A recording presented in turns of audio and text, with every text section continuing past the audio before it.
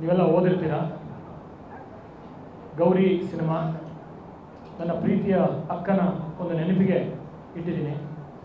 ಮತ್ತು ಈ ಹಾಡು ಈಗ ನಿಮ್ಮ ಮುಂದೆ ತೋರಿಸಿದ್ದು ಇದು ಶಿವು ಬೆರಗಿ ಅಂತ ಮ್ಯೂಸಿಕ್ ಡೈರೆಕ್ಟ್ರು, ಇಲ್ಲಿನವರೇ, ಉತ್ತರ ಕರ್ನಾಟಕದವರೇ. ಅವರ ಸಂಗೀತ ಮತ್ತು ಅವರ ಸಾಹಿತ್ಯ. ಅನಿರುದ್ಧ್ ಶಾಸ್ತ್ರಿ ಅಂತ ಒಬ್ಬ ಯುವ ಸಂಗೀತ ನಿರ್ದೇಶಕ. ಅವರು ಹಾಡುಗಾರನಾಗಿ ಈಗಾಗಲೇ ಸಾಕಷ್ಟು ಹೆಸರು ಮಾಡಿದ್ದಾರೆ. ಸಂಗೀತ ನಿರ್ದೇಶನದಲ್ಲಿ ಮೊದಲನೇದಾಗಿ ಪಾದಾರ್ಪಣೆ ಮಾಡ್ತಾರೆ. ಮತ್ತು ಅನನ್ಯ ಭಟ್ ಇವ್ರು ಹಾಡೋದು. ಸೊ ಸಿನಿಮಾ ಬಗ್ಗೆ ಶುರು ಮಾಡೋಕ್ಕೆ ಮುಂಚೆ ನನ್ನ ಜೊತೆ ನಮ್ಮ ಗೌರಿ ಸಿನಿಮಾದ ನಾಯಕ ನಟ ಸಮರ್ಜಿತ್ ಲಂಕೇಶ್ ಇದ್ದಾರೆ, ಬನ್ನಿ. ಅವ್ರ ಜೊತೆಗೆ ಸಾನ್ಯಾ ಅಯ್ಯರ್ ನಾಯಕ ನಟಿ ಅವರು ಇಲ್ಲಿದ್ದಾರೆ, ಬನ್ನಿ.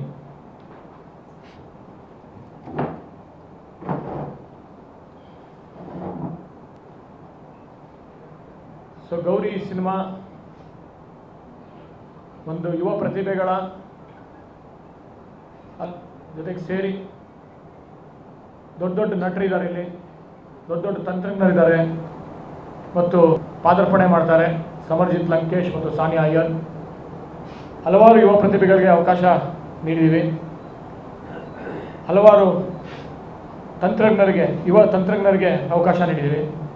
5 ಮ್ಯೂಸಿಕ್ ಡೈರೆಕ್ಟರಲ್ಲಿ ಒಂದು 2 ಯುವ ನಿರ್ದೇಶಕರು, ಜೆಸ್ಸಿ ಗಿಫ್ಟ್, ಚಂದನ್ ಶೆಟ್ಟಿ ಮತ್ತು ಶಿವು ಬೆರಗಿ ಅವ್ರ ಜೊತೆ ಅನಿರುದ್ಧ್ ಶಾಸ್ತ್ರಿ ಅಂತ ಪಾದಾರ್ಪಣೆ ಮಾಡಿದ್ದಾರೆ. ಮತ್ತು ಮ್ಯಾಥ್ಯೂ ಮನು ಅಂತ ಒಂದು ಬ್ಯಾಕ್ಗ್ರೌಂಡ್ ಸ್ಕೋರ್, ಹಿನ್ನೆಲೆ ಸಂಗೀತ ನೀಡಿದ್ದಾರೆ.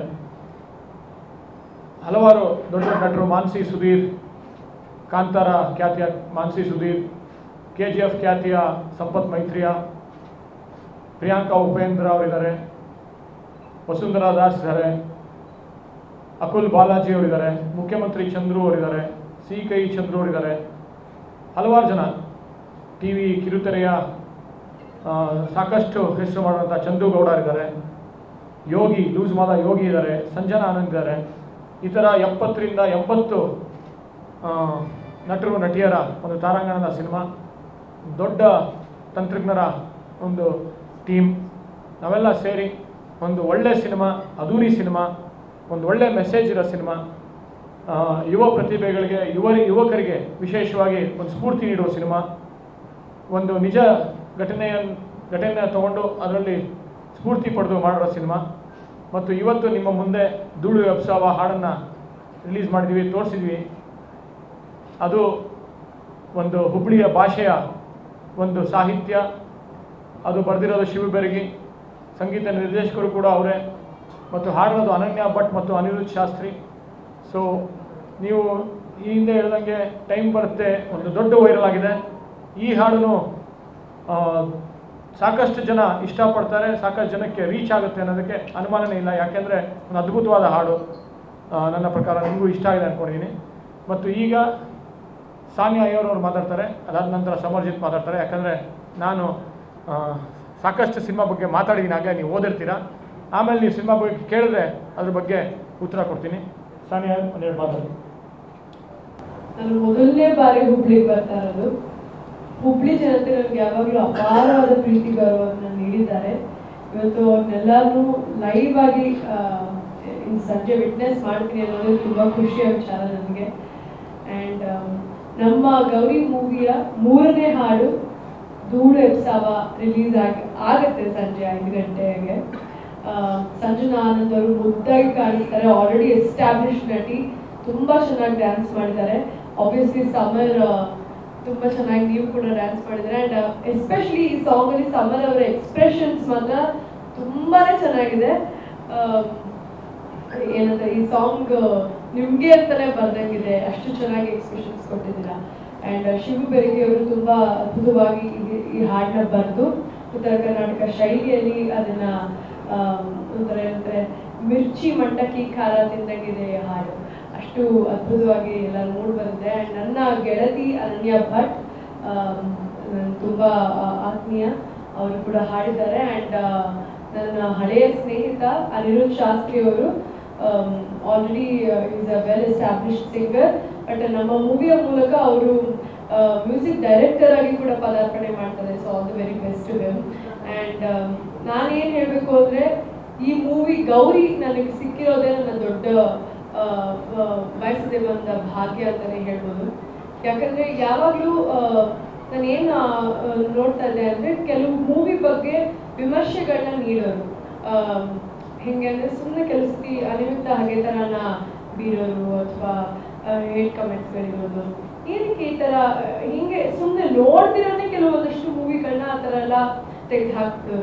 ಬಟ್ ನನ್ನ ಮೊದಲನೇ ಮೂವಿ ನಾನು ಶೂಟ್ ಮಾಡೋಕ್ಕೆ ಸ್ಟಾರ್ಟ್ ಮಾಡ್ದಾದ್ಮೇಲೆ ಗೊತ್ತಾಯಿತು, especially with Indrajit Lankesh sir, ಅವ್ರು ಪ್ರತಿಯೊಂದು ಸೂಕ್ಷ್ಮವನ್ನ ತುಂಬ ಪರಿಗಣಿಸ್ತಾರೆ, ಎಲ್ಲವನ್ನು ಗಮನಿಸ್ತಾರೆ.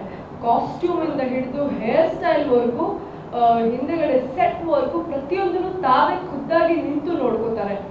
ಹಿಂಗೆ ನೋಡಿಕೊಂಡು ಕೆಲಸವನ್ನು ಮಾಡಿದಾಗ ಪ್ರತಿಯೊಂದು ಫ್ರೇಮ್ ಕೂಡ ಒಂದು ಏನಂದ್ರೆ ಒಂದು ವಿಸ್ತಾರವಾದ ಪೇಂಟಿಂಗ್ ಥರ ಮೂಡ್ ಬರುತ್ತೆ.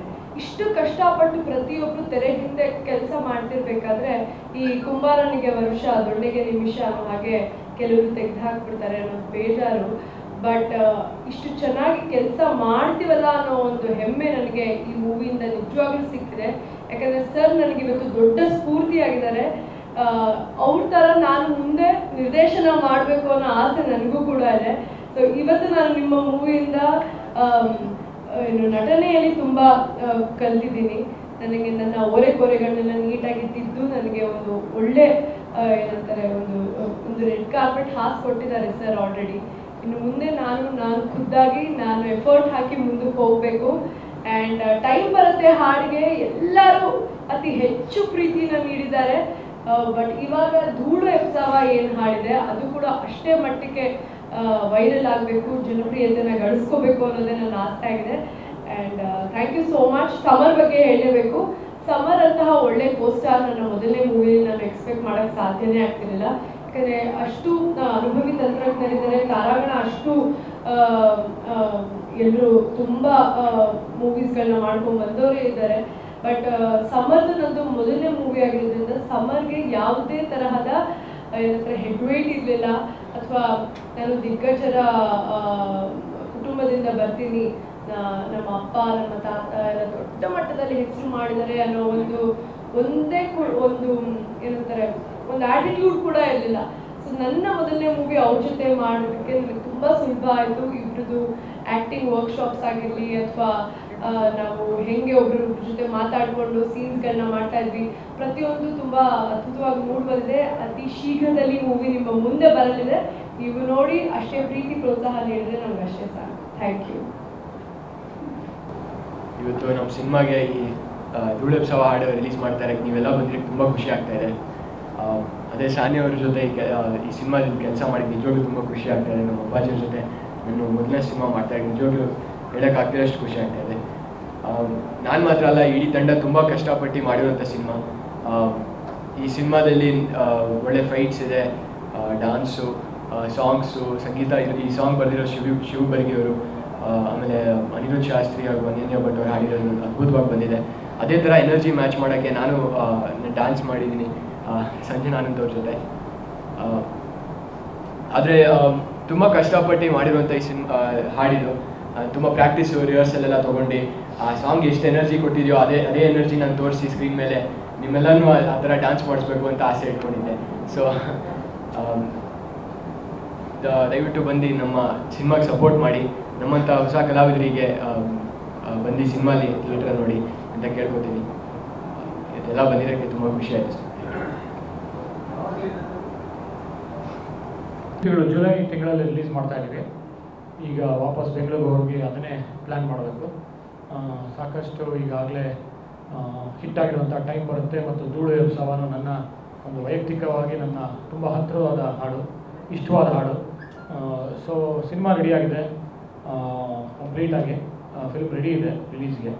ಸೊ ಎಸ್, ಚೆನ್ನಾಗಿ ಮೂಡ್ ಬಂದಿದೆ. ಸಾಕಷ್ಟು ಕಷ್ಟಪಟ್ಟಿದ್ದೀವಿ. ದೊಡ್ಡ ಸಿನಿಮಾ ಮತ್ತು ಪ್ರಾಮಾಣಿಕವಾಗಿ ಕೆಲಸ ಮಾಡಿದ್ದೀವಿ. ಮತ್ತೆ ಹೇಳ್ತೀನಿ, ಯಾಕೆ ಅಂತಂದರೆ ಇದು ನನ್ನ ಒಂದು ವೃತ್ತಿಯಲ್ಲಿ, ಸಿನಿಮಾ ವೃತ್ತಿಯಲ್ಲಿ ನನ್ನ ಒಂದು ಬೆಸ್ಟ್ ಸಿನಿಮಾ ಅಂತ ಹೇಳ್ಬೋದು. ಯಾಕೆ ಅಂತಂದರೆ ಡೈರೆಕ್ಟರ್ಸ್ ಲೈಕ್ ವೈನ್ ಅಂತಾರೆ. ಅದು ಮಾಡ್ತಾ ಇದ್ದಂಗೂ ಸಿನಿಮಾ ಸಾಕಷ್ಟು ಕಲಿಯೋದಿರುತ್ತೆ. ಸೊ ಸಾಕಷ್ಟು ಅನುಭವ ಆಗಿದೆ ಈ ಸಿನಿಮಾದಲ್ಲಿ. ಸೂಕ್ಷ್ಮತೆಗಳನ್ನ ತುಂಬ ಚೆನ್ನಾಗಿ ಸೆರೆ ಹಿಡಿದಿದ್ದೀವಿ ಮತ್ತು ಒಂದು ಒಳ್ಳೆ ಮೆಸೇಜ್ ಇರೋಂಥ ಸಿನಿಮಾ ಮತ್ತು ಒಂದು ಅದ್ಭುತವಾದ ಕಲಾವಿದರಿದ್ದಾರೆ. ಅದು ಈ ಸಿನಿಮಾ ನೋಡಿದಾಗಲೇ ಗೊತ್ತಾಗುತ್ತೆ. ಅದು ತುಂಬ ಸೂಕ್ಷ್ಮವಾದ, ತುಂಬ ಗಮನ ಇಟ್ಟು ಮಾಡುವಂಥದ್ದು, ಒಂದು ಮೆಸೇಜ್ ಕೊಡಬೇಕು ಅಂತ, ಜನರಿಗೆ ಸ್ಫೂರ್ತಿ ನೀಡಬೇಕು ಅಂತ ಮಾಡೋ ಸಿನಿಮಾ.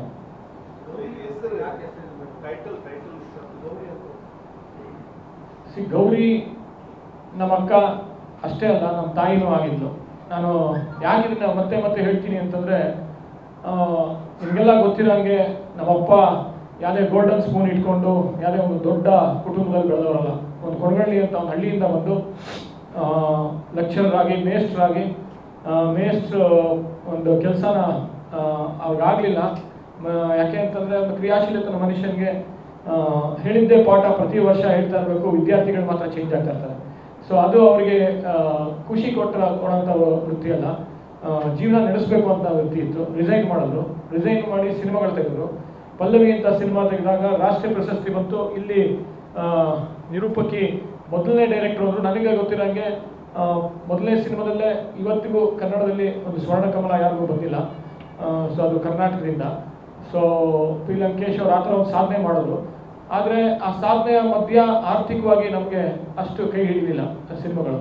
ಅದು ಒಳ್ಳೆ ಹೆಸರು ಬಂತು, ಒಳ್ಳೆ ಪ್ರಶಸ್ತಿಗಳು ಬಂತು, ಅನುರೂಪ ರಾಜ್ಯ ಪ್ರಶಸ್ತಿ ಬಂತು. ಇದೆಲ್ಲ ಆದರೂ ಕೂಡ ನಾವು ಶೀಟಿನ ಮನೆಯಲ್ಲೇ ಇದ್ವಿ, ಒಂದು ಬಾಡಿಗೆ ಮನೆಯಲ್ಲಿ ಶೀಟಿನ ಮನೆಯಲ್ಲಿ ಇದ್ವಿ. ಅದು ಬೇಸಿಗೆಗಾಲದಲ್ಲಿ ಆಚೆ ಮಲಗಬೇಕಾಗಿತ್ತು. ನನ್ನ ಸ್ಕೂಲಲ್ಲೂ ಕಾಲೇಜಲ್ಲೂ ಅದೇ ಪರಿಸ್ಥಿತಿ ಇತ್ತು. ಆದರೆ ನಮ್ಮ ತಾಯಿ ಆಗ ನಮ್ಮ ಸಂಸಾರ ನೋಡ್ಕೊತಾ ಇದ್ರು, ಕುಟುಂಬನ. ಒಂದು ಅಲ್ಮಾರಿ ಬೀರು ಇಟ್ಕೊಟ್ಟು ಆ ಬೀರಿನಲ್ಲಿ ಸೀರೆ ತೊಗೊಂಡು ಆ ಸೀರೆನ ಮಾರಿಬಿಟ್ಟು ಪ್ರತಿ ತಿಂಗಳು ಒಂದು EMI ಥರ ಅವ್ರಿಗೆ ಸೀರೆ ಕೊಡೋದು. ಇದಕ್ಕೆ EMI ಥರ ಕೊಟ್ಟು ಪ್ರತಿ ತಿಂಗಳು ಇನ್ಸ್ಟಾಲ್ಮೆಂಟ್ ಬಿಡಿಸ್ಕೊಳ್ಳೋದು.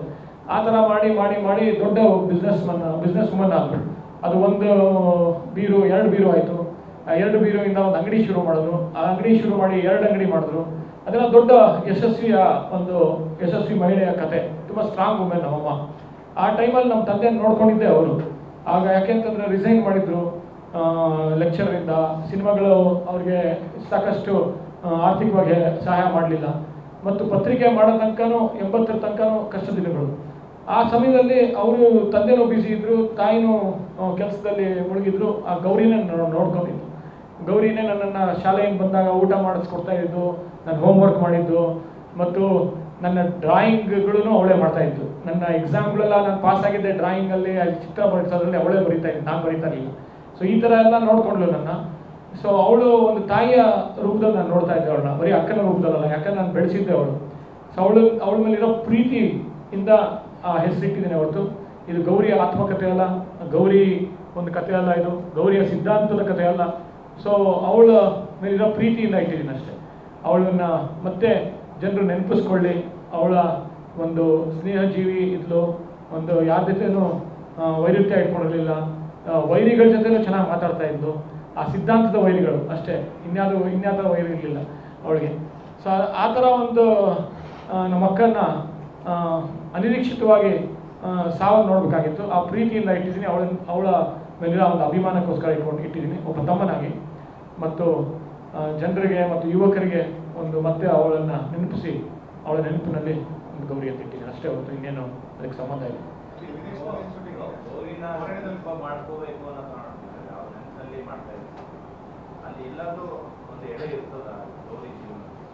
ಗೌರಿಯ ಒಂದು ಸೂಕ್ಷ್ಮತೆ ಇರುತ್ತೆ. ಅವಳು ಸೂಕ್ಷ್ಮತೆ ಇರುವಂಥ ವ್ಯಕ್ತಿತ್ವ. ತುಂಬ ಸೂಕ್ಷ್ಮವಾಗಿದ್ಲು. ಯಾವುದೇ ಒಂದು ವಿಷಯದ ತುಂಬ ತಲೆ ಕೆಡಿಸ್ಕೊತಾ ಇದ್ಲು. ತುಂಬ ಮನಸ್ಸಿಗೆ ತಗೊಂಡವಳು. ನಮ್ಮಪ್ಪ ಕೂಡ ಹಾಗೆ. ನಮ್ಮಪ್ಪನೂ ಅಷ್ಟೇ, ಯಾವುದೇ ವಿಷಯ ಇದ್ರೂ ಅಷ್ಟೇ, ರೈತರ ವಿಷಯ ಇರ್ಬೋದು, ದಲಿತರ ಹೋರಾಟ ಇರ್ಬೋದು, ಅದು ಕನ್ನಡ ಹೋರಾಟ ಇರ್ಬೋದು, ಅದೆಲ್ಲ ಅವರು ಆ ಸೂಕ್ಷ್ಮತೆ ಗೌರಿನೂ ನಾನು ನೋಡಿದ್ದೀನಿ. ಆ ಒಂದು ಸೂಕ್ಷ್ಮತೆ ಈ ಸಿನಿಮಾದಲ್ಲಿದೆ ಅಷ್ಟೇ ಹೊರತು ಅವಳ ಕಥೆ ಅಲ್ಲ ಇದು.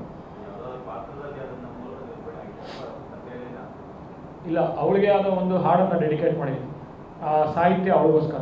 ಅದು ಇನ್ನೂ ಕೆಲವೇ ತಿಂಗಳಲ್ಲಿ ರಿಲೀಸ್ ಮಾಡ್ತೀವಿ. ಎಸ್, ನೀವು ಅದನ್ನು ಸಿನಿಮಾ ನೋಡಬೇಕು. ಆ ಸಂದೇಶ ಇಲ್ಲೇ ಹೇಳ್ಬಿಟ್ರೆ ಸಿನಿಮಾ ಯಾರು ನೋಡಲ್ಲ. ಅದು ನೀವು ನೋಡ್ತೀರಾ, ಮತ್ತೆ ನಾವು ಚಿತ್ರಮಂದಿರಕ್ಕೆ ಸಿನಿಮಾ ಬಂದಾಗ ಒಂದು ಟೂರ್ ಮಾಡ್ತೀವಿ, ನಿಮ್ಮನ್ನು ಭೇಟಿ ಆಗ್ತೀವಿ. ಆವಾಗ ಆ ಸಂದೇಶ ನಿಮಗೂ ಹಿಡಿಸುತ್ತೆ. ನಾನಂತೂ ಖಂಡಿತವಾಗ್ಲೂ ಹೇಳ್ತೀನಿ, ಯಾಕೆಂದರೆ ನನ್ನ ವೃತ್ತಿ ಜೀವನದಲ್ಲೇ ಇದು ನನ್ನ ಬೆಸ್ಟ್ ಸಿನಿಮಾ, ಇದು one of the best films ಅಂತ ಹೇಳೋಲ್ಲ, ಅದು ನಿಮಗೆ ಬಿಟ್ಟಿದ್ದು. ಅದು ನನ್ನ ವೃತ್ತಿಯಲ್ಲಿ ನನ್ನ ವೈಯಕ್ತಿಕವಾಗಿ ಒಂದು ಒಳ್ಳೆ ಸಿನಿಮಾ ಮಾಡಿದ್ದೀನಿ. ಇಲ್ಲ, ಈ ಕಥೆಗೆ ವಿದೇಶ ಬೇಕಾಗಿರಲಿಲ್ಲ. ಕತೆ ನಡೆಯೋದು ಕರ್ನಾಟಕದಲ್ಲಿ. ನಾನು ಹೇಳಿದ್ನಲ್ಲ, ಒಂದು ಯಾವುದೇ ಒಂದು ಪಾತ್ರ ನನಗೆ ಸ್ಫೂರ್ತಿ ನೀಡಿರ್ಬೋದು. ಆ ಪಾತ್ರನ ಒಂದು ಇನ್ಸ್ಪಿರೇಷನ್ ಆಗಿ ತೊಗೊಂಡು, ಸ್ಫೂರ್ತಿಯಾಗಿ ತೊಗೊಂಡು ಆ ಒಂದು ಕಥೆನ ನಾವು ಕಟ್ಟಿದ್ದೀವಿ ಹೊರತು ಇದು ಎಲ್ಲೋ ವಿದೇಶದಲ್ಲಿ ನಡೆಯೋಂಥ ಸಿನಿಮಾ ಅಲ್ಲ. ನಾನು ಹಲವಾರು ಬಾರಿ ವಿದೇಶಕ್ಕೆ ಹೋಗಿದ್ದೀನಿ ಹಾಡುಗಳಿಗೋಸ್ಕರ. ಆ ಒಂದು ಟ್ರೆಂಡ್ ಈಗ ಬಿಟ್ಟಿದ್ದಾರೆ. ವಿದೇಶದಲ್ಲೇ ಕಥೆ ನಡೆದ್ರೆ ಐಶ್ವರ್ಯನಲ್ಲಿ ಉಪೇಂದ್ರ ಮತ್ತು ದೀಪಿಕಾ ಯಾವುದೋ ಒಂದು ಕ್ಲೈಂಟನ್ನು ಮೀಟ್ ಮಾಡೋಕ್ಕೆ ಯುರೋಪ್ ಹೋಗ್ತಾರೆ. ಆ ಥರ ಒಂದು ಸಿಚುವೇಶನ್ ಇದ್ದಿದ್ರೆ ಮಾಡ್ತಾ ಇದ್ದೆ. ಆ ಥರದ ಸಿಚುವೇಶನ್ ಇಲ್ಲ ಇಲ್ಲಿ. ಕಥೆ ನಡೆಯೋದೇ ಕರ್ನಾಟಕದಲ್ಲಿ. ಒಂದು ಕನ್ನಡ ಸಿನಿಮಾ, ಇದು ಕನ್ನಡದಲ್ಲಿ ಬರ್ತಾ ಇದೆ. ಕನ್ನಡಿಗರಿಗೋಸ್ಕರ ಮುಂಚೆನೇ ಹೇಳ್ತಾ ಇದ್ದೀನಿ, ಕನ್ನಡಿಗರಿಂದ ಕನ್ನಡಿಗರಿಗೋಸ್ಕರ ಅಂತ ಇತ್ತು, ಕನ್ನಡಿಗರಿಗಾಗಿ. ಹಾಂ, ಇಲ್ಲ, ಆ ಥರ ಒಂದು ಸಿಚುವೇಶನು ಇದೆ. ನೀವು ನೋಡ್ತೀರಾ ಸಿನಿಮಾದಲ್ಲಿ ಆ ಥರ ಒಂದು ಸಿಚುವೇಶನ್ ಇರೋಕ್ಕೋಸ್ಕರ ಮಾಡಿದ್ದೀವಿ. ಬಟ್ ನನ್ನ ಸಿನಿಮಾಗಳು ಏನಾಗುತ್ತೆ ಗೊತ್ತಾ, ನಾನು ಗ್ರಾಫಿಕ್ ಜಾಸ್ತಿ ಯೂಸ್ ಮಾಡಲ್ಲ. ಟೈಮ್ ಬರುತ್ತೇನೆಲ್ಲ ಒಂದು ಗ್ರಾಫಿಕ್ ಶಾಟ್ ಇಲ್ಲ, ಅದು ಗ್ರಾಫಿಕಲ್ಲಿ ತೆಗೆದಿರ್ತೀನಿ. ಸೊ ಎಲ್ಲ ಗ್ರಾಫಿಕ್ ಅನ್ಕೊಂಡ್ಬಿಡ್ತಾರೆ. ಆ ಲೈಟ್ಸು ಗೀಟ್ಸ್ ನೋಡಿ, ನೀವು ಫಸ್ಟ್ ಪರ್ಸನ್ ಎಲ್ಲ ಹೇಳ್ತಾ ಇರೋದು. ಈಗಾಗಲೇ 5ನೇ ಸತಿ ನನ್ನ ಸ್ನೇಹಿತರು ಹೇಳಿದ್ದಾರೆ, ಗ್ರಾಫಿಕ್ ತುಂಬ ಚೆನ್ನಾಗಿ ಮಾಡಿಸಿದ್ಯಾ ಅಂತ. ಆದರೆ ಗ್ರಾಫಿಕ್ ಅಲ್ಲ, ಅಷ್ಟು ಕ್ವಾಲಿಟಿ ಚೆನ್ನಾಗಿ ಬರುತ್ತೆ ಅಂದರೆ ರಿಯಲಾಗಿ ಇದೇ ಥರದ ಹಲವಾರು ಇನ್ಸಿಡೆಂಟ್ಸ್ ಇದೆ. ಗ್ರಾಫಿಕ್ ಇಲ್ಲ, ರಿಯಾಲಿಟಿ ಇದೆ, ಬಟ್ ಗ್ರಾಫಿಕ್ ಅಂತ ಅನಿಸುತ್ತೆ. ಆದರೆ ಇನ್ನೊಂದು ಸಾಂಗ್ ನೋಡಿದ್ರಲ್ಲ ಇವಾಗ, ಹುಬ್ಳಿಯ ಇದು, ಅದರಲ್ಲಿ ಗ್ರಾಫಿಕ್ ಇದೆ. ಟೈಮ್ ಬರುತ್ತೇನಲ್ಲಿ ಒಂದು ಶಾರ್ಟ್ ಗ್ರಾಫಿಕ್ ಇಲ್ಲ. ಆದರೆ ನನ್ನ ಸ್ನೇಹಿತರೆ ಅನ್ಕೊಂಡ್ಬಿಟ್ಟಿದ್ದಾರೆ, ಆ ಲೈಟ್ಸು ಹಿಂದ್ಗಡೆ ಬ್ಯಾಕ್ಗ್ರೌಂಡ್ ಎಲ್ಲ ಗ್ರಾಫಿಕ್ ಅನ್ಕೊಂಡಿದ್ದಾರೆ. ಅದು ಯಾವ ಮಟ್ಟಕ್ಕೆ ಆಗ್ಬಿಟ್ಟಿದೆ ಸಿನಿಮಾ ಅಂದರೆ ಇವತ್ತು ಪಾತ್ರಗಳೇ ಗ್ರಾಫಿಕ್ ಆಗ್ತಾಯಿದೆ, ಬ್ಯಾಕ್ಗ್ರೌಂಡ್ ಗ್ರಾಫಿಕ್ ಅಲ್ಲ. ಪಾತ್ರಗಳೇ ಗ್ರಾಫಿಕ್ ಆದಾಗ ನಮ್ಮಂಥ ನಿರ್ದೇಶಕರು, ಮೇ ಕಾಲ್ ಮಿ ಓಲ್ಡ್ ಟೈಮ್ ಡೈರೆಕ್ಟರ್, ಬಟ್ ಆದರೆ ನಮ್ಮಂಥ ನಿರ್ದೇಶಕರು ಏನಾದರೂ ಒಂದು ಪ್ಯಾಷನ್ನಲ್ಲಿ ನಮ್ಗೆ ಯಾವುದೋ ಒಂದು ಲೊಕೇಶನ್ನು ಬೆಟ್ಟದ ತುದಿಯಲ್ಲಿ ಮಾಡಬೇಕು ಅಂತ ಹೋದಾಗ ಅದು ಗ್ರಾಫಿಕಲ್ಲೇ ಮಾಡ್ಬೋದಿತ್ತಲ್ಲ, ಅಲ್ಲಿಗೆ ಯಾಕೆ ಖರ್ಚು ಮಾಡ್ಕೊಂಡು ಹೋಗ್ತೀರಾ ಅಂತ.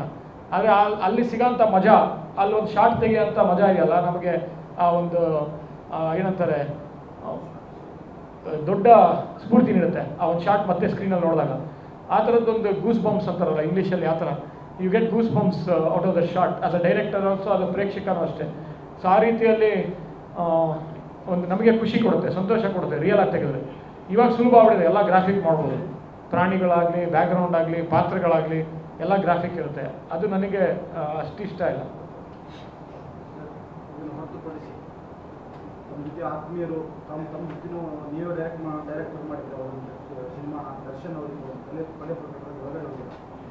ಅದೇ ಈ ವಿಷಯ ತೆಗೆದಾಗ ಇವರಿಬ್ಬರು ಬೇಡ, ಇವರಿಬ್ಬರು ಯುವ ಪ್ರತಿಭೆಗಳು ಅಲ್ಲಿ ಇರಬೇಕು, ಅದ್ರ ಮಾತಾಡ್ಬೇಕಾದ್ರೆ ಕೂತ್ಕೊಳ್ಳಿ ದಯಮಾಡಿ. ಯಾಕೆ ನೀವು ಅಲ್ಲಿ ಕೂತ್ಕೊಳ್ಳಿ, ಯಾಕಂದರೆ ಇವತ್ತು ಅವರನ್ನು ನಾನು ಅನ್ನೆಸರಿಯಾಗಿ ಕಾಂಟ್ರವರ್ಸಿಗೆ ಇಳಿಯೋದಕ್ಕೆ ಇಷ್ಟ ಇಲ್ಲ. ಸೊ ಈ ಥರ ವಿಷಯ ಬರುತ್ತೆ ಅಂತ ಗೊತ್ತು, ನಾನು ಈ ವಿಷಯ ಮಾತಾಡಲೇಬೇಕಾಗಿದೆ ಇವತ್ತು. ಯಾಕೆ ಅಂತಂದರೆ ನಾನೊಬ್ಬ ಸಿನಿಮಾ ನಿರ್ದೇಶಕ ಅಷ್ಟೇ ಅಲ್ಲ, ನಾನೊಬ್ಬ ಪತ್ರಕರ್ತ ಕೂಡ. ನಿನ್ನೆ ಒಂದು ಪ್ರೆಸ್ ಕಾನ್ಫರೆನ್ಸ್ ಇಟ್ಕೊಂಡಿದ್ದೆ. ನಿನ್ನೆ ಒಂದು ಪತ್ರಿಕಾಗೋಷ್ಠಿಯಲ್ಲಿ ಶಿವಮೊಗ್ಗನಲ್ಲಿ ನನ್ನ ತಂದೆ ಹುಟ್ಟಿದ ಒಂದು ಜಾಗ, ಅದು ಅದ್ಭುತವಾಗಿ ವರದಿಗಳು ಮಾಡಿದ್ದಾರೆ ವರದಿಗಾರರು. ಒಂದು ಮಾರ್ಮಿಕವಾಗಿ ಇಂದ್ರಜಿತ್ ಮಾತಾಡಿದ್ರು ಅಂತ ಹೇಳಿದ್ದಾರೆ. ತುಂಬ ಒಂದು ಒಳ್ಳೊಳ್ಳೆ ವರದಿಗಳ ದಿನಪತ್ರಿಕೆಯ ಫ್ರಂಟ್ ಪೇಜ್ ಬಂದಿದೆ. ಆದರೆ ಎಲ್ಲ ಒಂದು ಕಡೆ ಒಬ್ಬರೋ ಇಬ್ಬರೋ ನನಗೆ ತುಂಬ ನೋವಾಗಿದೆ. ಅದಕ್ಕೋಸ್ಕರ ಇದನ್ನು ನಿಮ್ಮ ಜೊತೆ ಶೇರ್ ಮಾಡ್ತಾಯಿದ್ದೀನಿ. ದರ್ಶನ್ ಕಾಲೆಳೆದ ಇಂದ್ರಜಿತ್ ಲಂಕೇಶ್ ಅಂತ ಆಗ್ತಾರೆ, ಟಾಂಗ್ ಕೊಟ್ಟ ಇಂದ್ರಜಿತ್ ಲಂಕೇಶ್ ಅಂತಾರೆ. ನಾನೇ ಇನ್ಫ್ಯಾಕ್ಟ್ ನಿನ್ನೆ ಪತ್ರಿಕೆಗೋಷ್ಠಿದು ಕ್ಲಿಪ್ಪಿಂಗ್ ಬೇಕಾದ್ರೆ ತೋರಿಸ್ತೀನಿ ನಿಮಗೆ. ನಾನು ಹೇಳಿದ್ದೇನು ಅಂದರೆ ಮತ್ತೆ ಬೇಕಾದ್ರೆ ರಿಪೀಟ್ ಮಾಡ್ತೀನಿ, ಅದಕ್ಕೋಸ್ಕರ ಲೈವ್ ಸ್ಟ್ರೀಮಿಂಗ್ ಮಾಡ್ತಾ ಇದ್ದೀವಿ. ಯಾಕೆಂತಂದರೆ ಅರ್ಧಕ್ಕೆ ಕಟ್ ಮಾಡಿ ಇಂದ್ರಜಿತ್ ಲಂಕೇಶ್ ಟಾಂಗ್ ಕೊಟ್ಟರು ಅನ್ನೋದೆಲ್ಲ ನಾನು ಯಾಕೆ ಟಾಂಗ್ ಕೊಡೋಕೆ ಹೋಗಲಿ. ನಾನು 30 ವರ್ಷದಿಂದ ಪತ್ರಿಕೋದ್ಯಮದಲ್ಲಿದ್ದೀನಿ. ನೀವು ಕೇಳ್ತಾ ಇದ್ದೀರಾ ಅಂತಲ್ಲ ಬ್ರದರ್, ಒಂದು ಜನಕ್ಕೆ ಪ್ರೇಕ್ಷಕರಿಗೆ ಗೊತ್ತಾಗಬೇಕು ಅಂತ. ನಾನು 30 ವರ್ಷದಿಂದ ಪತ್ರಿಕೋದ್ಯಮದಲ್ಲಿದ್ದೀನಿ. ಒಂದು ಪತ್ರಕರ್ತನಾಗಿ ರಿಯಾಕ್ಟ್ ಮಾಡಲೇಬೇಕಾಗತ್ತೆ. ಒಬ್ಬ ಸಿನಿಮಾ ನಿರ್ದೇಶಕನಾಗಿ ಅಥವಾ ಸಿನಿಮಾ ನಟನಾಗಿ ಕೂತ್ಕೊಂಡಿರ್ಬೋದು, ರಿಯಾಕ್ಟ್ ಮಾಡ್ದೇನೆ ಮನೇಲಿ ಸೇರ್ಕೊಬೋದು. ಆದರೆ ನಮ್ಮ ತಂದೆ ಕಳಿಸ್ಕೊಟ್ಟಿರೋದು ಆ ಥರದಲ್ಲ. ಒಂದು ರಿಯಾಕ್ಟ್ ಮಾಡ್ಬೇಕಾದ್ರೆ ಏನಾಗುತ್ತೆ, ನಾನೇನು ಹೇಳಿದೆ, ಇನ್ವೆಸ್ಟಿಗೇಷನ್ ನಡೀತಾ ಇದೆ, ಅದು ತನಿಖೆ ನಡೀಬೇಕಾದ್ರೆ ಇವಾಗ ರಿಯಾಕ್ಟ್ ಮಾಡೋದು ಬೇಡ. ಅದು ತನಿಖೆ ಮಾಡಿದಾದ್ಮೇಲೆ ಅದು ಬರುತ್ತೆ, ಅದರಿಂದ ಉತ್ತರ. ಪೊಲೀಸರು ಚೆನ್ನಾಗಿ ಮಾಡ್ತಾರೆ ತನಿಖೆ. ಅದಾದಮೇಲೆ ನಿಮ್ಗೆ ಗೊತ್ತಾಗುತ್ತೆ ಅಂತ ಇಷ್ಟೇ ಹೇಳಿದ್ದು ನಾನು. ಅದಾದಮೇಲೆ ಪತ್ರಿಕಾಗೋಷ್ಠಿಯಲ್ಲಿ ಮಾರ್ಮಿಕವಾಗಿ ಒಂದು ಬಸವಣ್ಣನವರ ವಚನ ಹೇಳಿದೆ. ಆ ವಚನ ಹೇಳಬೇಕಾದ್ರೂ ಮಿತ್ರರು ಅವರು ಪಾಪ ಎಕ್ಸೈಟ್ ಆದರು, ನಾನು ಏನೋ ಬೈಟ್ ಕೊಡ್ತಾ ಇದ್ದೀನಿ ಅಂತ. ಅವರು ಮಧ್ಯ ಇಂಟ್ರಪ್ಟ್ ಮಾಡ್ತಾಯಿದ್ರು. ಅದ್ರ ಮಧ್ಯ ನಾನು ಹೇಳೋಕ್ಕೆ ಹೋದೆ, ಅಲ್ಲಿ ಅಡೆತಡೆಗಳಿತ್ತು. ಈ ಸಮಯದಲ್ಲಿ ನಾನು ಯಾಕೆ ಟಾಂಗ್ ಕೊಡೋಕೆ ಹೋಗಲಿ, ನಾನು 2 ಸಿನಿಮಾ ಮಾಡಿದ್ದೀನಿ ದರ್ಶನ್ ಜೊತೆ, ಆ ಹೀರೋ ಆಗಿ ಯುವ ಪ್ರತಿಭೆ ಆಗಿದ್ದಾಗ ನಾನೊಬ್ಬ ನಿರ್ದೇಶಕನಾಗಿ ಆಗಾಗಲೇ ನಾನು ಎಸ್ಟಾಬ್ಲಿಷ್ ಆಗಿದ್ದೆ, ತುಂಟಾಟ ಕೊಟ್ಟಿದ್ದೆ, 100 ಡೇಸ್ ಓಡಿತ್ತು. ಅದಾದಮೇಲೆ ಮೋನಾಲಿಸಾ ದೊಡ್ಡ ಹಿಟ್ಟಾಯಿತು. ಸೊ ಈ ಸಂದರ್ಭದಲ್ಲಿ ನನಗೂ ಅವ್ರಿಗೂ ಯಾವುದೇ ಒಂದು ವೈಯಕ್ತಿಕ ದ್ವೇಷ ಇಲ್ಲ ನನ್ನ ಕಡೆಯಿಂದ. ಅಟ್ಲೀಸ್ಟು ನಾನು ಯಾಕೆ ಟಾಂಗ್ ಕೊಡೋಕೆ ಹೋಗಬೇಕು? ಹಿಂದೆ ನಾನು ಒಬ್ಬ ಜವಾಬ್ದಾರಿಯುತ ಪತ್ರಕರ್ತ.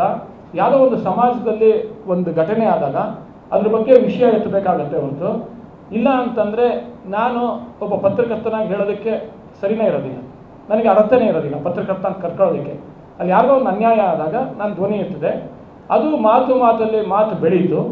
ಅದಕ್ಕೆ ನನ್ನ ವಿಷಾದನೂ ಮುಂದೆ ಆಮೇಲೆ ನಾನು ವ್ಯಕ್ತಪಡಿಸಿದ್ದೀನಿ. ವಿಷಾದ ಆಗಿತ್ತು, ಯಾಕಂದರೆ ಆ ಥರ ಮಾತು ಬೆಳೀಬಾರ್ದಿತ್ತು, ನಾನೊಬ್ಬ ಪತ್ರಕರ್ತನಾಗಿ ರಿಯಾಕ್ಟ್ ಮಾಡಬಾರ್ದಿತ್ತು. ಆದರೆ ವಿಷಯ ಎತ್ತಿದ್ದದ್ದು ನನಗೆ ನೋವಾಗಿಲ್ಲ.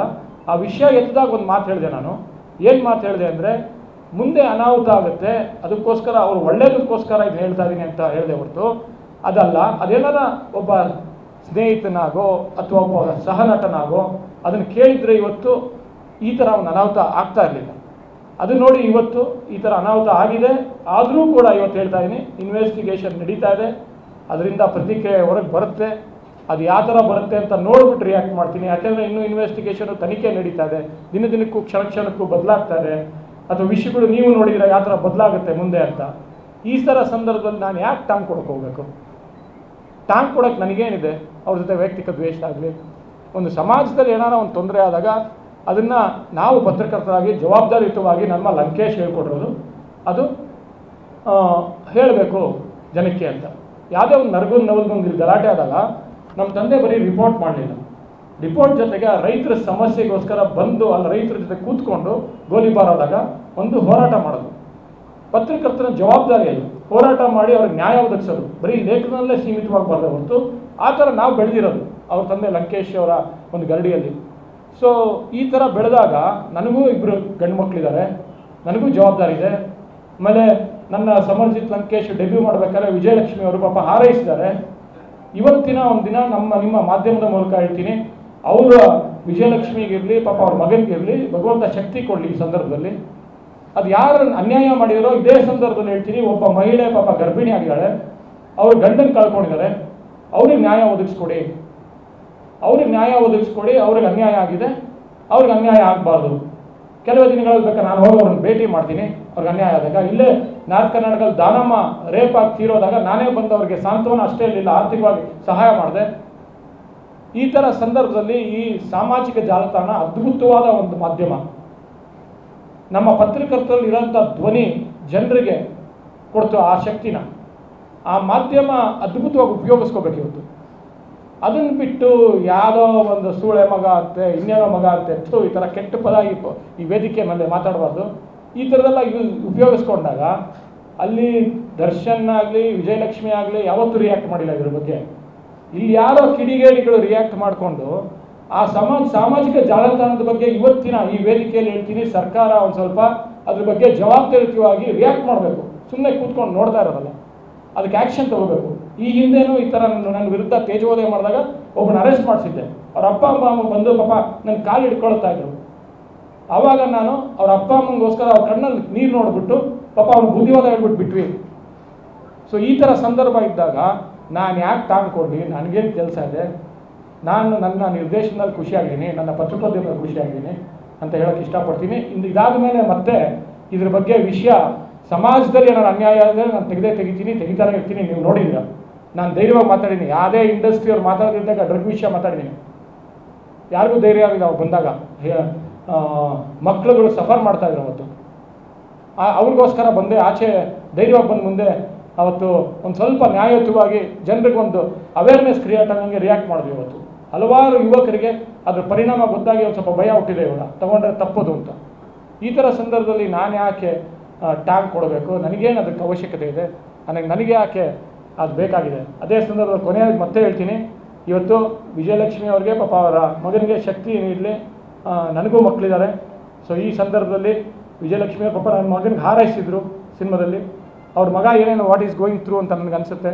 ಅದೇ ಸಂದರ್ಭದಲ್ಲಿ ಆ ಮಹಿಳೆಗೆ, ರೇಣುಕಾ ಸ್ವಾಮಿಯ ಹೆಂಡತಿಗೆ ನ್ಯಾಯ ಒದಗಿಸ್ಕೊಡಿ. ಪಾಪ ಅವ್ರಿಗೆ ಗರ್ಭಿಣಿ ಅವಳು. ಈ ಥರ ಸಂದರ್ಭದಲ್ಲಿ ಪಾಪ ಅವನೇನೋ ಒಂದು ಟ್ವೀಟ್ ಮಾಡ್ದ ಅಂತ ಅಂದ್ಬಿಟ್ಟು ಅವನ ಜೀವನೇ ಕಳ್ಕೊಂಡಿದ್ದಾನೆ. ಅದು ದುರಂತ ಅಂತ ಹೇಳ್ತೀನಿ. ಥ್ಯಾಂಕ್ ಯು, ನಮಸ್ಕಾರ. ತೆರೆ ಮೇಲೆ ಹೀರೋ ಥರ ತೆರೆ ಹಿಂದೆ ಇದ್ದಿದ್ದು ಈ ರೀತಿಯ ಒಂದು ವಿಲನ್ ಎಷ್ಟು ಏನು ಸಂದೇಶ ಕೊಟ್ಟರು? ಇಲ್ಲ, ಈಗಾಗಲೇ ನಾನು ಸಂಪೂರ್ಣವಾಗಿ ಮಾತಾಡಿದ್ದೀನಿ. ಅದು ಜನರಿಗೆ ಇವತ್ತು ಸಾಮಾಜಿಕ ಜಾಲತಾಣದಲ್ಲಿ ಎಂಥ ಅದ್ಭುತವಾದ ಮಾಧ್ಯಮ. ಅದು ಒಂದು ಧ್ವನಿನೇ ನಮ್ಮ ಪತ್ರಕರ್ತರು, ಸಂಪಾದಕರ ಕೈಯಿಂದ, ಮಾಧ್ಯಮದ ಕೈಯಿಂದ ಜನರಿಗೆ ಸಿಕ್ಕಿದೆ ಆ ಶಕ್ತಿ. ಅವರ ಒಂದು ಧ್ವನಿಯಾಗಿದೆ ಸಾಮಾಜಿಕ ಜಾಲತಾಣ ಅಂತ. ಅದನ್ನು ದುರುಪಯೋಗ ಮಾಡ್ಕೋಬೇಡಿ. ಸರ್ಕಾರ ಇದ್ರ ಬಗ್ಗೆ ತುಂಬ ಗಮನ ಹರಿಸ್ಬೇಕು. ಯಾಕೆ ಅಂತಂದರೆ ನಾವೇನಾರ ಪತ್ರಕರ್ತಾಗ ಒಂದು ಲೇಖನ ಬರೆದ್ರೆ ಡಿಫಮೇಷನ್ ಕೇಸ್ ಹಾಕ್ತಾರೆ, ಕೋರ್ಟ್ ಮೆಟ್ಲತ್ತಿಸ್ತಾರೆ. ಸಾಮಾಜಿಕ ಜಾಲತಾಣದಲ್ಲಿ ಇಂಥ ಕಿಡಿಗೇಡಿಗಳು ಈ ಥರ ಮಾಡ್ತಾ ಇದ್ದಾಗ ನಾನಂತೂ ಅದ್ರ ಬಗ್ಗೆ ಒಂದು ಹೋರಾಟ ಮಾಡ್ತೀನಿ. ಈ ಥರ ನಡೀತಾ ಇದ್ದರೆ ನಾನು ಬೀದಿಗಿಳಿದು ಹೋರಾಟ ಮಾಡಬೇಕಾಗುತ್ತೆ. ಯಾಕೆ ಅಂತಂದರೆ ಈ ಥರ ಸಂದರ್ಭದಲ್ಲಿ ಅಂಥ ಅದ್ಭುತವಾದ ಸಾಮಾಜಿಕ ಜಾಲತಾಣ ಹಾಳಾಗ್ತಾ ಇಲ್ಲ ಅನ್ನೋದು ನನಗೆ ತುಂಬ ನೋವಾಗುತ್ತೆ. ಯಾಕಂದರೆ ಅವ್ರಿಗೆ ಧ್ವನಿ ಸಿಕ್ಕಿದಾಗ ಆ ಧ್ವನಿನ ದುರುಪಯೋಗ ಮಾಡ್ಕೊಂಡಾಗ ತುಂಬ ಹರ್ಟ್ ಆಗುತ್ತೆ. ಯಾಕಂದರೆ ಮುಂದೆ ನಿಮ್ಗೆ ಆ ಧ್ವನಿ, ಆ ಶಕ್ತಿ ಸಿಗಲ್ಲ. ನಿಮ್ಗೆ ಆ ಶಕ್ತಿ ಸಿಕ್ಕಿದೆ ಇವತ್ತು. ಪ್ರತಿಯೊಬ್ಬ ಹುಡುಗ, ಯಾರೋ ಹಳ್ಳಿಯ ಹುಡುಗನಿಗೂ ಒಂದು ಧ್ವನಿ. ಅವ್ನು ಯಾವುದೇ ಒಂದು ಸಿನಿಮಾ ನೋಡಿದಾಗ ಅಥವಾ ಯಾವುದೇ ಒಂದು ಬೆಳವಣಿಗೆ ಆದಾಗ ಅವನ ಅನಿಸಿಕೆಯನ್ನು ಸಾಮಾಜಿಕ ಜಾಲತಾಣ ನೀಡ್ಬೋದು. ಅದನ್ನು ದುರುಪಯೋಗ ಮಾಡ್ಕೋಬೇಡಿ. ಇದು ತುಂಬ ಯುವಕರಿಗೆ ತುಂಬ ಹಾಳಾಗ್ತದೆ. ನನಗೇನೋ ಶಕ್ತಿ ಇದೆ, ನಾವು ತಡ್ಕೊತೀವಿ. ಆದರೆ ಯುವಕರಿಗೆ ತುಂಬ ಒಂದು ಇದಾಗುತ್ತೆ. ಎಷ್ಟೊಂದು ಜನ ಸೂಸೈಡ್ ಮಾಡ್ಕೊಂಡಿದ್ದಾರೆ ಈ ಥರ ಡ್ಯಾಮೇಜಸ್ ಆದಾಗ. ಒಬ್ಬ ಫಸ್ಟ್ ರ್ಯಾಂಕ್ ಬಂದಿದ್ದ ಮಹಿಳೆ ಪಾಪ ಅವಳ ರೂಪವನ್ನು ಕ್ರಿಟಿಸೈಸ್ ಮಾಡಿಕೊಂಡು ಕಮೆಂಟ್ ಮಾಡ್ತಾರೆ ಅಂದರೆ ಎಂಥ ದುರಂತ ಸ್ಥಿತಿ ಇದೆ. ಮತ್ತು ಸರ್ಕಾರ ಏನು ನಿದ್ದೆ ಮಾಡ್ತಾ ಇದೆ, ಅದಕ್ಕೆ ಇಮಿಡಿಯೇಟಾಗಿ ಆ್ಯಕ್ಷನ್ ತೊಗೋಬೇಕಲ್ವಾ. ಏನೋ ಸೈಬರ್ ಕ್ರೈಮ್ ಅಂತ ಮಾಡಿದ್ದಾರೆ, ಅದು ಯಾವತ್ತೂ ಅದು ಉಪಯೋಗ ಆಗಿಲ್ಲ, ಯಾರಿಗೂ ಆಗಿಲ್ಲ. ನಮ್ಮಂಥವ್ರು ಒಂದು ಸ್ವಲ್ಪ ಪತ್ರಿಕೆ ಇದ್ದು, ಶಕ್ತಿ ಇದ್ದು ನಾವು ಆ್ಯಕ್ಷನ್ ತೊಗೋದೇ ಹೊರತು ಬೇರೆ ಯಾರೋ ಯುವಕರಿಗೆ ಹರ್ಟ್ ಆಗ್ತಾ ಇದ್ದಾಗ ಎಷ್ಟು ತೊಂದರೆ ಆಗುತ್ತೆ, ಎಷ್ಟು ನೋವಾಗುತ್ತೆ. ಅವ್ರು ಸೂಸೈಡ್ ಮಟ್ಟಕ್ಕೆ ಹೋಗಿದ್ದಾರೆ. ಮತ್ತು ಸರ್ಕಾರ ಅವ್ರ ಮನೆಯಲ್ಲಿ ಯಾವುದೇ ಮಂತ್ರಿಗಳು, ಮುಖ್ಯಮಂತ್ರಿ ಅವ್ರ ಮನೆಯಲ್ಲಿ ಆದಾಗ ಅವ್ರಿಗೆ ಗೊತ್ತಾಗುತ್ತೆ. ಈ ಥರ ಟ್ರೋಲ್ ಮಾಡಿದಾಗ ಅಥವಾ ಯಾರು ತೀರೋದಾಗ ಅವಾಗ ಅವ್ರಿಗೆ ಗೊತ್ತಾಗುತ್ತೆ ಹೊರತು ಅಲ್ಲಿ ತನಕ ಈ ಸೈಬರ್ ಕ್ರೈಮ್ ನಿದ್ದೆ ಮಾಡ್ತಾ ಇರುತ್ತೆ. ನಿಜವಾಗ್ಲೂ ಇದು ದುರಂತದ ಒಂದು ವಿಷಯ. ಇದು ಅತಿ ಶೀಘ್ರದಲ್ಲೇ ಇದರ ಬಗ್ಗೆ ಆ್ಯಕ್ಷನ್ ತೊಗೋಬೇಕು. ಡಿಫಮೇಷನ್ ಬಂದಾದ್ಮೇಲೆ ನಮಗೂ ಜವಾಬ್ದಾರಿ ಬಂತು. ಒಂದು ಜವಾಬ್ದಾರಿಯುತವಾಗಿ ನಾವು ರಿಯಾಕ್ಟ್ ಮಾಡ್ತೀವಿ. ನಮಗೆ ಜವಾಬ್ದಾರಿ ಇದೆ ಮುಂಚೆ ನನ್ನ ಪತ್ರಕರ್ತರಿಗೆ. ಅದೊಂದು ಪ್ಲ್ಯಾಟ್ಫಾರ್ಮ್ ಆಗಿದೆ. ಆದರೆ ಸಾಮಾಜಿಕ ಜಾಲತಾಣದಲ್ಲಿ ಈ ಥರ ಡಿಫಮೇಷನ್ ಇಲ್ಲ, ಯಾರ ಮೇಲೂ ಆ್ಯಕ್ಷನ್ ತೊಗೊಳ್ಳಲ್ಲ. ಶಕ್ತಿಯುತರಾಗಿದ್ದರೆ ಮಾತ್ರ ಆ್ಯಕ್ಷನ್ ತೊಗೋಬೋದು. ಯಾರೋ ಪಾಪ ಅಮಾಯಕರು ಪಾಪ ಅವರು ಫಸ್ಟ್ ರ್ಯಾಂಕ್ ಬಂದು ಅವಳ ರೂಪವನ್ನು ಕ್ರಿಟಿಸೈಸ್ ಮಾಡಿದಾಗ ಅವಳ ಮನಸ್ಥಿತಿ ಆ ಥರ ಇರುತ್ತೆ. ಎಂಥ ದುರಂತ ಅಲ್ವಾ ಇದು. ಅವಳನ್ನು ರೂಪವನ್ನು ಕ್ರಿಟಿಸೈಸ್ ಮಾಡಿಕೊಂಡು ಜನರು ಟ್ರೋಲ್ ಮಾಡ್ತಾರೆ. ಇತ್ತೀಚೆಗೆ ಒಬ್ಬ ಅದ್ಭುತವಾದ ಕ್ರೀಡಾಪಟು ಅವರ ಬಟ್ಟೆ ಬಗ್ಗೆ ಕ್ರಿಟಿಸೈಸ್ ಮಾಡ್ತಾರೆ, ಅವರ ಆಟದ ಬಗ್ಗೆ ಕ್ರಿಟಿಸೈಸ್ ಮಾಡಬೇಕು. ದುರಂತ ಇದು. ಧನ್ಯವಾದಗಳು. Thank you. ನಾನು ತುಂಬ ಜಾಸ್ತಿ ಮಾತಾಡಿದೆ ಅನಿಸುತ್ತೆ. ಸಾರಿ. ಇನ್ನೇನಾರು ಅವ್ರಿಗೇನಾರ ಕೇಳೋದಿದ್ರೆ ಕೇಳಿ.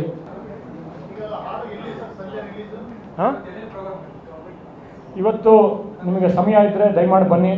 4 ಗಂಟೆಗೆ ಒಂದು ಕಾಲೇಜಲ್ಲಿ ರಿಲೀಸ್ ಮಾಡ್ತಾ ಇದ್ದೀವಿ. ಅದು ನೇಹಾ ಪಾಟೀಲ್ ಅವರ ಓದಿದಂಥ ಒಂದು ಕಾಲೇಜು.